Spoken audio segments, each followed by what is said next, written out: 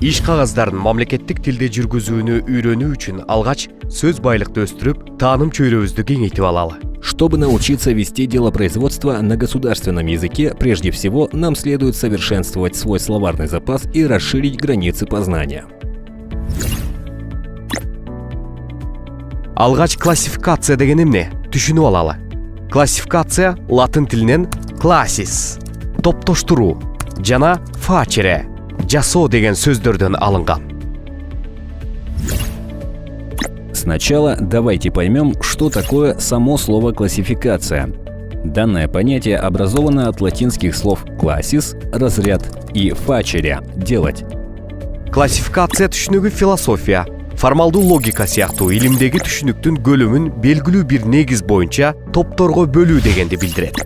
Классификациялоодо көптүктүр же класс катары туюнтулган түшүнүк түркүмдөргө же классчаларга, ал эми түркүмдөр өз кезегинде түркүмчөлөргө ажырайт. Понятие «классификация» обозначает разновидность деления объема понятия в науке, философии, формальной логике и других по определенному основанию, признаку, критерию. При классификации объем родового понятия «класс множества» делится на виды, подклассы подмножества, а виды, в свою очередь, делятся на подвиды и так далее. Документтерди 12 негизги белги боюнча классификацияласа болот. Документы можно классифицировать по 12 критериям. Документтерди классификациялоонун биринчи белгиси катары документтин милдети менен багытын атасак, анда 6 түркүмгө кирген документтерди айырмаласак болот. Биринчиси уюмдук документтер. Булар устав, кызматтык нускама, жобо, штаттык түзүм жана штаттын саны. Экинчиси буйрук, тескеме документтери. Алар буйрук, буйруктан көчүрмө, тескеме, көрсөтмө, токтом, чечим. Үчүнчүсү маалыматтык тастыктама документтер. Ага акт, протокол, баяндама кат, түшүнүк кат, кызматтык кат, маалымат кат. Төртүнчү ченемдик документтер. Ал өзүнө стандарттар, ченемдер, эрежелер топтому, иш тартиби жана башкаларды камтыйт. Бешинчи түркүм эсеп кысап документтер. Ага төлөм тапшырмасы, эсеп фактурасы, коштомо кагаз жана башкалар кирет. Алтынчысы бул башка документтер.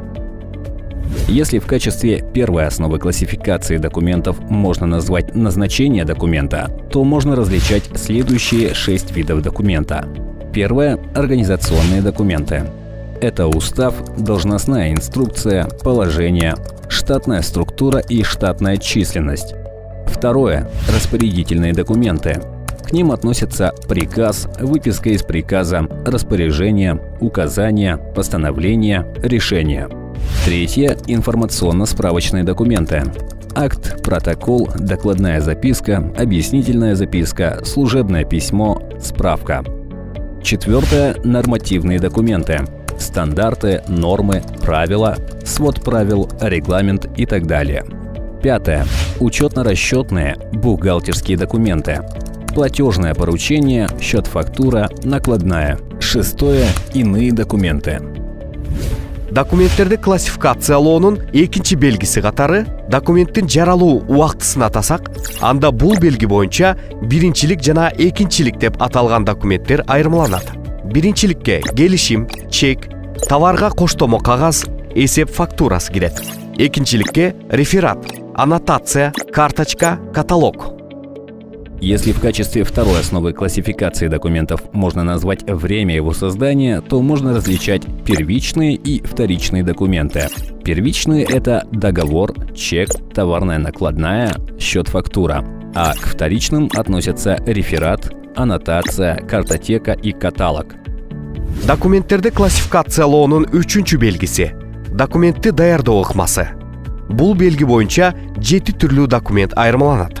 Биринчи көркөм сүрөттүү, экинчи адепки долбоор, үчүнчү кол жазма, төртүнчү бекитилген долбоор, бешинчи машинкада терилген, алтынчы электрондук, жетинчи басмадан чыккан, басмадан кийин брошюра, китеп, журнал. Если в качестве третьей основы классификации документов можно назвать способ их изготовления, то можно различать следующие 7 видов документов. Изобразительный, черновой, рукописный, пиловой, машинописный, электронный, печатный. Затем брошюра, книга и журнал.